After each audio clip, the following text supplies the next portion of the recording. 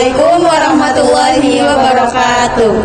Halo semuanya, kembali lagi di channel Bu Dosen IMAS. Nah, pada video kali ini kita akan membahas topik yang pastinya akan menambah wawasan baru kita nih, ya kan? Betul.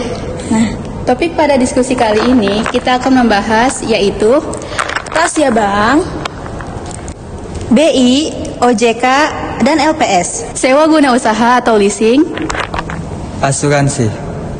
Nah, sebelum masuk ke pembahasannya, kita akan perkenalkan diri dulu nih. Halo, perkenalkan nama aku Septiani Amanda Putri Wulandari. halo, perkenalkan nama saya Aulia Nurul Anissa. Halo, perkenalkan nama aku Artika Lailatul Atmalia. Halo, perkenalkan nama saya Ahmad Asbunallah. Kami dari kelas 3C Manajemen Fakultas Ekonomi Bisnis Universitas Islam Syekh Yusuf. Nah, tanpa berlama-lama lagi, yuk kita simak pembahasannya.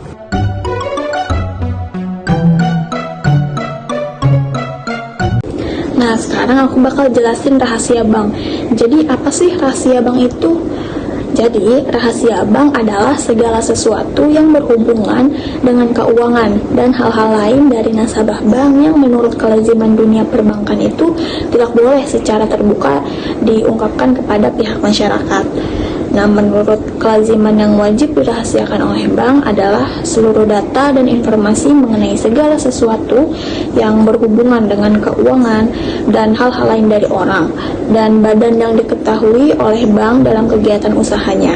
Nah, menurut pasal 1 angka 28 Undang-Undang Nomor 10 Tahun 1998 tentang perbankan, yang dimaksud dengan rahasia bank adalah segala sesuatu yang berhubungan dengan keterangan mengenai nasabah penyimpanan meliputi identitas nasabah seperti nama, keadaan keuangan nasabah, dan juga lain-lain. Nah, sekarang aku bakal jelasin nih sejarah perkembangan konsep rahasia bank di Indonesia. Jadi, konsep rahasia bank di Indonesia itu telah berkembang sejak diperkenalkan melalui peraturan pemerintah pengganti Undang-Undang Nomor 23 Tahun 1960. Aturan ini tuh melarang bank mengungkapkan informasi mengenai keadaan keuangan nasabah. Tujuannya itu adalah untuk membangun kepercayaan masyarakat agar mau menyimpan uangnya itu di bank. Nah, seiring berjalannya waktu, Undang-Undang Nomor 7 Tahun 1992 ini dan Undang-Undang Nomor 10 Tahun 1998 itu memperkuat perlindungan ini, menetapkan bahwa informasi terkait nasabah penyimpanan dan simpanannya harus dirahasiakan dengan pengecualian tertentu. Nah, yang terbaru nih Undang-Undang Nomor 4 Tahun 2023 mengubah ketentuan ini dengan menambahkan pengecualian baru untuk kepentingan hukum dan nasional, mencerminkan kebutuhan akan transparansi dalam konteks pencegahan kejahatan keuangan seperti pencucian uang. Nah, selanjutnya itu ada tujuan utama dari ketentuan rahasia bank dalam Undang-Undang Perbankan tahun 1992. Jadi, tujuan utama dari ketentuan rahasia bank dalam Undang-Undang Perbankan tahun 1992 adalah untuk melindungi kepercayaan masyarakat terhadap lembaga perbankan. Nah, dengan menjamin kerahasiaan informasi nasabah, bank ini akan berupaya mastiin bahwa data dan simpanan nasabah itu nggak akan disalahgunain. Terus sehingga nasabah ini akan merasa aman untuk menyimpan uang mereka itu di bank. Nah, hal ini itu penting untuk menjaga stabilitas sistem perbankan dan mendorong partisipasi masyarakat dalam kegiatan perbankan. Nah, ketentuan ini juga berfungsi untuk mencegah penyalahgunaan informasi oleh pihak ketiga dan menjaga integritas hubungan antara bank dan juga nasabah. Nah, selanjutnya ada beberapa contoh bank terbesar di Indonesia yang memegang teguh rahasia bank nih. Yang pertama itu ada Bank Mandiri. Nah, Bank Mandiri ini kan sebagai bank terbesar di Indonesia. Nah, Bank Mandiri ini tuh berkomitmen untuk menjaga kerahasiaan informasi nasabah sesuai dengan ketentuan hukum yang berlaku. Terus ada yang kedua Bank Sentral Asia atau BCA. BCA ini tuh dikenal sebagai salah satu bank swasta terkemuka. Nah, BCA juga menerapkan prinsip rahasia bank untuk melindungi data nasabah. Terus yang ketiga ada Bank Rakyat Indonesia atau BRI. Jadi BRI ini yang berfokus pada pembiayaan mikro dan usaha kecil. Ini juga menjaga kerahasiaan informasi nasabah sebagai bagian dari kepercayaan publik. Terus yang keempat ada Bank Negara Indonesia atau BNI. Nah, BNI ini sebagai bank BUMN. Jadi BNI ini berpegang pada prinsip kerahasiaan untuk menjaga kepercayaan nasabah dalam pengelolaan dana mereka. Nah, itu dia penjelasan mengenai rahasia bank. Selanjutnya akan ada pembahasan mengenai Bank Indonesia, OJK, dan juga LPS yang akan dijelaskan oleh Artika. Segitu aja pembahasan dari saya. Bye-bye.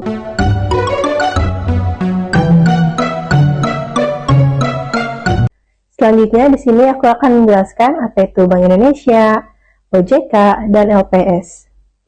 Jadi yang pertama aku akan menjelaskan pengertian dari Bank Indonesia. Jadi Bank Indonesia ini adalah Bank Sentral Republik Indonesia yang didirikan untuk mengatur dan memelihara kestabilan nilai rupiah. Berdasarkan pasal 23 Undang-Undang Dasar Negara Republik Indonesia tahun 1945 dan Undang-Undang Nomor 23 tahun 1999. BI memiliki tujuan untuk mencapai dan memelihara kestabilan nilai mata uang yang mencakup kestabilan harga barang dan jasa domestik serta kestabilan nilai tukar terhadap mata uang asing. Dalam kepastiannya sebagai Bank Sentral Republik Indonesia mempunyai tujuan untuk mencapai stabilitas nilai rupiah, memelihara stabilitas sistem pembayaran dan turut serta menjaga stabilitas sistem keuangan dalam rangka mendukung pertumbuhan ekonomi yang berkelanjutan. Untuk mencapai tujuan tersebut, Bank Indonesia bertugas mengelola 3 bidang, yaitu moneter, sistem pembayaran, dan stabilitas sistem keuangan. Jadi, ketiga bidang tugas tersebut perlu diintegrasi agar tujuan tunggal dapat dicapai secara efektif dan efisien. Yang kedua itu sejarah Bank Indonesia. Sejarah Bank Indonesia dimulai pada tahun 1828, tepatnya pada masa pemerintahan Hindia Belanda, dengan didirikannya Deza-Vest Bank atau DJB, berperan sebagai bank sentral yang bertugas untuk mencetak dan mengeluarkan uang di negara ini. Selang satu abad, yaitu pada tahun 1953, DJB berganti nama menjadi Bank Indonesia dan mengalihfungsikannya. Dan yang ketiga itu tugas utama. Sebagai bank sentral, tugas utama Bank Indonesia meliputi melakukan pengawasan terhadap bank, melakukan kebijakan moneter, menerbitkan mata uang rupiah, serta menjaga stabilitas nilai rupiah. Selanjutnya itu aku akan menjelaskan apa itu OJK. Jadi pengertian OJK ini itu Otoritas Jasa Keuangan adalah lembaga independen Indonesia yang bertugas mengatur, mengawasi, dan melindungi industri jasa keuangan seperti perbankan, pasar modal, serta sektor asuransi, dan pensiun dan lembaga keuangan lainnya. OJK bertujuan untuk memastikan sektor jasa keuangan berjalan dengan sehat, transparan, dan melindungi kepentingan konsumen serta masyarakat. Yang kedua itu sejarah dari OJK. OJK dibentuk berdasarkan Undang-Undang Nomor 21 Tahun 2011 yang berfungsi menyelenggarakan sistem pengaturan dan pengawasan yang terintegrasi terhadap seluruh kegiatan di dalam sektor jasa keuangan. Berikut penjelasan dari tugas dan wewenang dari OJK ini. Ini keempat fungsi utama dari OJK. Yang pertama itu ada regulasi, membuat aturan yang mengatur kegiatan di sektor jasa keuangan. Yang kedua ada pengawasan, memastikan lembaga keuangan mematuhi regulasi dan beroperasi sesuai prinsip kehati-hatian.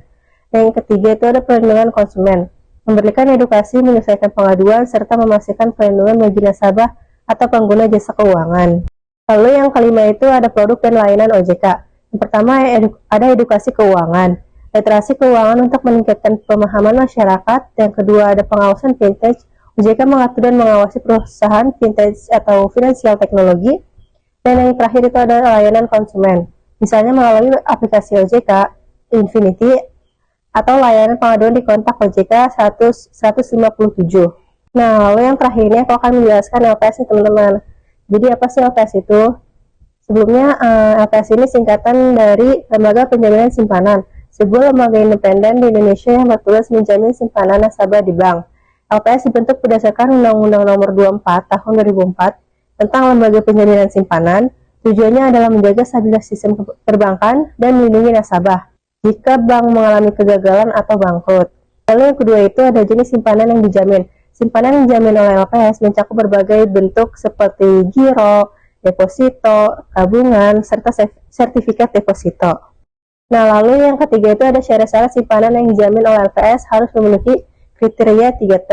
Yang pertama itu tercatat dalam pembukuan bank, yang kedua ada tingkat bunga, tidak melebihi suku bunga yang ditetapkan oleh LPS, dan yang terakhir tidak melakukan tindakan merugikan bank seperti fraud.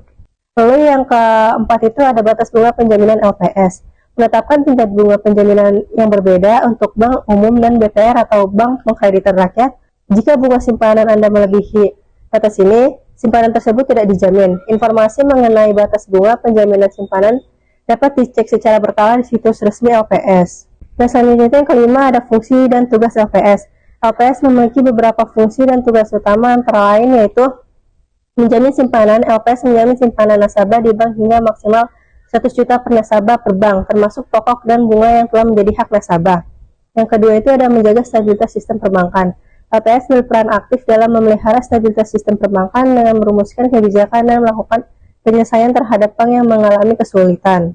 Dan yang ketiga itu ada restrukturisasi perbankan. Berdasarkan Undang-Undang Nomor 9 Tahun 2016, LPS juga memiliki tanggung jawab untuk melakukan restrukturisasi terhadap bank-bank yang mengalami masalah. Nah teman-teman, yang terakhir ini ada kebijakan penjaminan. Sejak krisis global tahun 2008, nilai jaminan simpanan telah diperbarui menjadi maksimal 2 miliar per nasabah untuk jenis simpanan tertentu. Hal ini bertujuan untuk melindungi nasabah kecil dan menjaga kepercayaan publik terhadap sistem perbankan. Dengan demikian, LPS berperan penting dalam memastikan keamanan simpanan nasabah serta stabilitas sektor perbankan di Indonesia.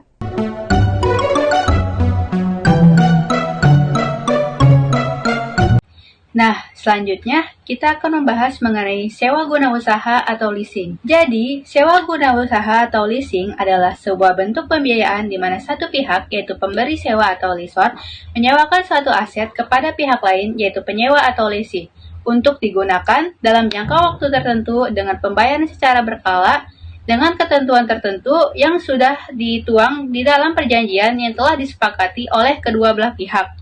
Dalam banyak kasus, leasing menawarkan opsi kepada lessee untuk membeli aset tersebut pada akhir masa sewa dengan harga tertentu, atau dapat berupa sewa tanpa opsi pembelian. Selanjutnya, ada karakteristik leasing. Beberapa karakteristik utama dari leasing meliputi: yang pertama, ada pembayaran berkala. Lessee melakukan pembayaran sewa atas penggunaan aset yang disewa dalam jangka waktu yang telah disepakati. Yang kedua, ada kepemilikan aset. Aset yang disewa tetap menjadi milik lessor sepanjang masa sewa, kecuali jika ada opsi untuk membeli. Yang ketiga, ada penggunaan aset. Lessee mendapatkan hak untuk menggunakan aset tersebut dalam periode yang telah disepakati. Yang keempat, pemeliharaan aset. Tanggung jawab atas pemeliharaan dan asuransi aset dapat dibebankan pada lessee atau lessor, tergantung pada jenis leasing yang telah disepakati sebelumnya. Selanjutnya, ada jenis-jenis leasing atau sewa guna usaha. Leasing dibedakan menjadi beberapa jenis, masing-masing dengan karakteristik dan tujuan yang berbeda. Yang pertama, ada leasing operasional atau operating lease. Leasing operasional adalah jenis leasing di mana lessee hanya menyewa aset untuk periode yang lebih singkat dibandingkan dengan umur ekonomis aset tersebut. Setelah periode sewa berakhir, lessee tidak memiliki hak untuk membeli aset dan aset dikembalikan kepada lessor. Yang kedua, ada leasing pembiayaan atau finance lease. Finance lease adalah jenis leasing di mana lessee menyewa aset untuk periode yang lebih lama dan hampir sepanjang umur ekonomisnya. Biasanya, di akhir masa sewa, lessee memiliki opsi untuk membeli aset tersebut dengan harga sisa atau harga yang telah disepakati sebelumnya. Yang ketiga, ada sell and leaseback. Sell and leaseback adalah suatu jenis leasing di mana sebuah perusahaan menjual aset yang dimilikinya kepada lembaga pembiayaan dan kemudian menyewa kembali aset tersebut untuk terus digunakan di dalam operasi bisnisnya. Yang keempat, ada leasing untuk aset tertentu atau specific asset leasing, yaitu leasing yang digunakan untuk pembiayaan aset tertentu seperti kendaraan, mesin, alat berat, maupun properti. Yang berikutnya ada proses dan tahapan leasing. Proses leasing terdiri dari beberapa tahapan yang harus dilalui oleh lessee dan lessor untuk mencapai sebuah kesepakatan. Yang pertama, ada pengajuan permohonan leasing. Lessee mengajukan permohonan leasing kepada lembaga pembiayaan atau lembaga leasing dengan mengisi formulir permohonan dan melampirkan berbagai dokumen pendukung, seperti laporan keuangan, identitas perusahaan untuk badan usaha, serta informasi terkait dengan kebutuhan leasing. Yang kedua, ada analisis dan persetujuan. Lembaga leasing akan melakukan evaluasi atau analisis terhadap permohonan yang diajukan oleh lessee.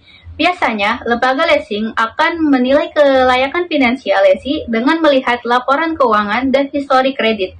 Jika permohonan disetujui, lembaga leasing akan mengeluarkan keputusan untuk melanjutkan proses perjanjian leasing tersebut. Yang ketiga, ada perjanjian leasing. Setelah disetujui, lesi dan lesor akan menandatangani perjanjian leasing yang mengatur syarat dan ketentuan sewa guna usaha, termasuk jumlah pembayaran, jangka waktu sewa, biaya tambahan, kewajiban pemeliharaan, serta opsi pembelian jika ada. Yang keempat, ada penyerahan aset. Setelah perjanjian selesai dan pembayaran pertama telah dilakukan, aset yang disewa akan diserahkan kepada lesi untuk digunakan dalam operasional. Yang kelima, ada pembayaran sewa. Lesi akan melakukan pembayaran sewa secara berkala sesuai dengan ketentuan yang tercantum dalam perjanjian leasing. Pembayaran ini bisa dilakukan setiap bulan, triwulan, atau sesuai dengan kesepakatan yang lainnya. Yang keenam, ada akhir masa sewa. Setelah masa sewa berakhir, lesi dapat memilih untuk mengembalikan aset kepada lesor, memperpanjang kontrak sewa, atau membeli aset tersebut jika ada opsi pembelian yang tersedia. Berikutnya, saya akan membahas contoh perusahaan sewa guna usaha atau leasing yang ada di Indonesia. Salah satu contoh perusahaan sewa guna usaha atau leasing yang ada di Indonesia yaitu PT BFI Finance Indonesia atau BFI Finance. PT BFI Finance Indonesia dikenal dengan nama BFI Finance adalah salah satu perusahaan pembiayaan terkemuka di Indonesia yang bergerak di sektor sewa guna usaha atau leasing dan pembiayaan. Perusahaan ini telah beroperasi selama lebih dari 40 tahun dan kini menjadi salah satu pemain utama di industri pembiayaan kendaraan bermotor, alat berat, dan berbagai produk pembiayaan lainnya. BFI Finance didirikan pada tahun 1982 dengan tujuan untuk menyediakan layanan pembiayaan yang membantu konsumen dan perusahaan dalam memperoleh kendaraan bermotor, alat berat, dan berbagai kebutuhan lainnya tanpa harus membayar secara tunai. Sejak tahun 2000, BFI Finance terdaftar di Bursa Efek Indonesia dengan kode saham BFI. Hal ini menjadikannya sebagai perusahaan publik yang memberikan transparansi terhadap laporan keuangan dan juga operasionalnya. Selanjutnya ada produk dan layanan dari BFI Finance. BFI Finance menyediakan berbagai layanan pembiayaan yang mencakup kebutuhan pribadi, perusahaan, dan sektor usaha kecil dan menengah atau UMKM. Beberapa layanan utama yang ditawarkan oleh BFI Finance meliputi yang pertama ada leasing kendaraan bermotor. Leasing kendaraan bermotor menyediakan layanan yang pertama ada kendaraan roda 4 atau mobil. BFI Finance menawarkan pembiayaan untuk pembelian mobil baru maupun bekas. Konsumen dapat memilih skema pembayaran cicilan yang disesuaikan dengan kemampuan finansialnya. Yang kedua, ada kendaraan roda 2 atau motor. Selain mobil, BFI Finance juga menyediakan pembiayaan untuk sepeda motor, baik motor baru maupun bekas. Produk ini banyak digunakan oleh individu yang membutuhkan kendaraan untuk keperluan pribadi maupun usaha. Yang kedua, ada leasing alat berat. Leasing alat berat terdiri dari alat berat dan mesin industri. BFI Finance memberikan pembiayaan untuk alat berat yang dibutuhkan dalam sektor konstruksi, pertambangan, dan juga manufaktur. Alat berat seperti eskavator, bulldozer, dan truk pengangkut dapat diperoleh melalui layanan leasing ini dengan angsuran yang telah disesuaikan dengan kebutuhan dan juga kemampuan perusahaan. Yang ketiga, ada pembiayaan multiguna. Pembiayaan multiguna terdiri dari pembiayaan yang digunakan untuk berbagai kebutuhan. BFI Finance tidak hanya menyediakan pembiayaan untuk kendaraan atau alat berat, tetapi juga memberikan layanan pembiayaan multiguna yang bisa digunakan untuk berbagai keperluan. Pembiayaan multiguna ini bisa digunakan untuk kebutuhan renovasi rumah, pembelian peralatan rumah, atau bahkan modal usaha. Yang keempat, ada pembiayaan usaha kecil dan menengah atau UMKM. BFI Finance melayani sektor UMKM dengan menyediakan pembiayaan untuk kebutuhan operasional mereka. Pembiayaan ini bisa digunakan untuk membeli kendaraan operasional atau peralatan industri yang dibutuhkan oleh usaha kecil dan menengah. Selanjutnya, ada proses pengajuan pembiayaan di BFI Finance. Proses pengajuan pembiayaan di BFI Finance relatif mudah dan cepat. Berikut adalah langkah-langkah umum yang dapat dilakukan dalam proses pengajuan pembiayaan. Yang pertama, ada pengajuan calon nasabah. Yang pertama, ada pengajuan. Calon nasabah mengajukan permohonan pembiayaan dengan mengisi formulir aplikasi dan melengkapi dokumen yang dibutuhkan, seperti identitas diri, bukti penghasilan, dan dokumen pendukung lainnya. Yang kedua, ada penyaringan dan verifikasi. BFI Finance akan melakukan verifikasi terhadap dokumen yang diajukan, termasuk pengecekan kelayakan kredit dan analisis kemampuan nasabah untuk membayar cicilan. Yang ketiga, persetujuan dan penandatanganan kontrak. Setelah proses verifikasi selesai, jika pengajuan disetujui, nasabah akan diminta untuk menandatangani kontrak pembiayaan yang mencakup detail angsuran, bunga, jangka waktu, dan syarat-syarat lainnya. Yang keempat, ada pencairan pembiayaan. Setelah kontrak ditandatangani, dana pembiayaan akan segera dicairkan untuk pembelian kendaraan, alat berat, atau barang yang dibiayai. Nasabah akan mulai membayar angsuran sesuai dengan skema yang telah disepakati. Selanjutnya, ada keunggulan dari BFI Finance. Yang pertama, ada fleksibilitas pembiayaan. BFI Finance menawarkan berbagai pilihan produk pembiayaan yang dapat disesuaikan dengan kebutuhan konsumen, baik individu maupun perusahaan. Pembiayaan dapat disesuaikan dengan jenis barang yang dibeli, kemampuan bayar nasabah, dan jangka waktu pembayaran yang diinginkan. Yang kedua, ada proses cepat dan mudah. BFI Finance dikenal dengan proses pengajuan dan persetujuan yang cepat dan mudah. Nasabah tidak perlu menunggu lama untuk mendapatkan pembiayaan, karena proses verifikasi dan pencairan dana dilakukan secara efisien. Yang ketiga, ada suku bunga yang kompetitif. Dengan bunga yang kompetitif dan pilihan cicilan yang fleksibel, BFI Finance dapat memberikan kenyamanan bagi nasabah dalam membayar angsuran tanpa membebani keuangan mereka. Yang keempat, ada jaringan yang luas. BFI Finance memiliki jaringan kantor cabang yang tersebar di seluruh Indonesia yang memudahkan nasabah untuk mengakses layanan pembiayaan di berbagai wilayah.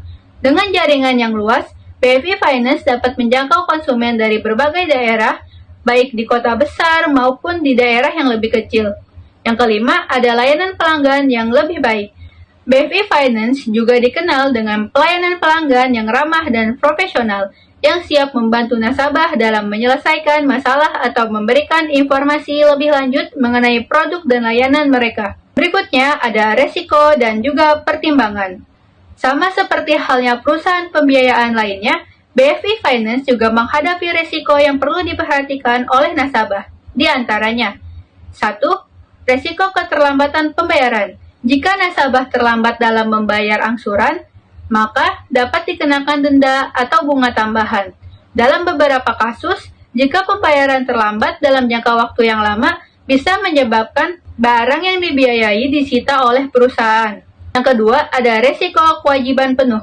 Nasabah harus memahami dengan jelas bahwa meskipun barang yang dibiayai dapat digunakan dalam periode cicilan, namun mereka tetap wajib membayar seluruh jumlah angsuran yang telah disepakati dalam kontrak, termasuk bunga yang ada di dalam kontrak tersebut. Nah, itu tadi adalah penjelasan saya mengenai materi sewa guna usaha atau leasing.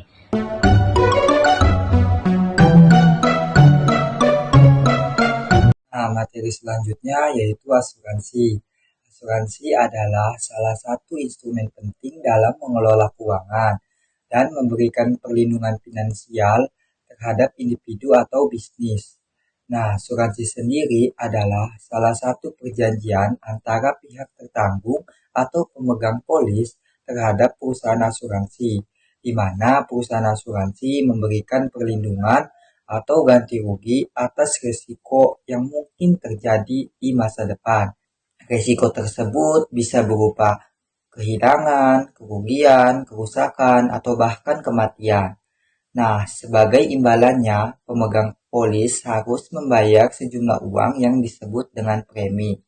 Nah, premi sendiri adalah sejumlah uang yang dibayarkan oleh pemegang polis terhadap perusahaan asuransi sebagai biaya untuk mendapatkan asuransi. Nah, premi biasanya dibayarkan secara berkala, mulai dari bulanan, triwulanan, tahunan, atau bahkan sekaligus. Nah, selanjutnya yaitu polis. Polis adalah dokumen resmi yang berisi antara perjanjian kedua belah pihak, yaitu pihak asuransi dan pihak pemegang polis. Nah, polis mencakup detail tentang hak dan kewajiban antara perjanjian tersebut. Nah, selanjutnya yaitu saya akan memberikan tips membeli asuransi. Yang pertama, pastikan perusahaan asuransi memiliki reputasi baik dan terdaftar di Otoritas Jasa Keuangan. Dan selanjutnya yaitu pahami isi polis dengan seksama, termasuk cakupan perlindungan, pengecualian, dan prosedur klaim.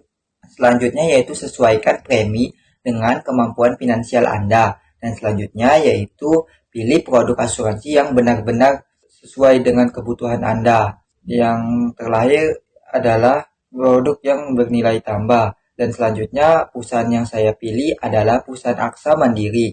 Aksa Mandiri menyediakan produk asuransi jiwa atau kesehatan baik tradisional non-PAID maupun PAID. Produk asuransi yang dikaitkan dengan investasi. Nah, adapun produk asuransi jiwa dan kesehatan tradisional yang ditawarkan oleh Aksa Mandiri diantaranya asuransi mandiri penyakit tropis, asuransi mandiri protes kanker dini, dan asuransi mandiri protes jantung, dan asuransi mandiri protes kesehatan.